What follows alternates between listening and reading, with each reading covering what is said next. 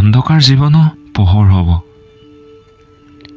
যেতিয়া প্ৰিয় মানুহজন প্ৰতিটো খোজত খোজ দি একেলগেই খোজ কাঢ়িব।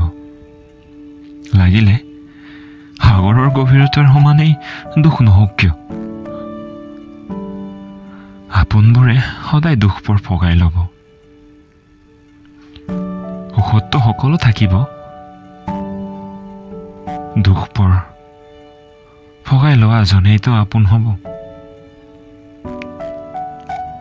পোহৰ হ'ব সেই জীৱন যেতিয়া সুখ দুখৰ সময়ত থাকিব সেই প্ৰিয়জন।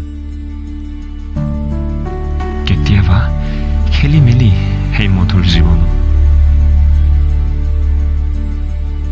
সেই খেলি মেলিত শৰতৰ পাতবিহীন এজোপা লঠঙা গছ, কিন্তু লঠঙা গছজোপাও বহাগৰ বাৰিষাৰ বৃষ্টিপাতত ৰংচঙীয়া হৈ পৰিব।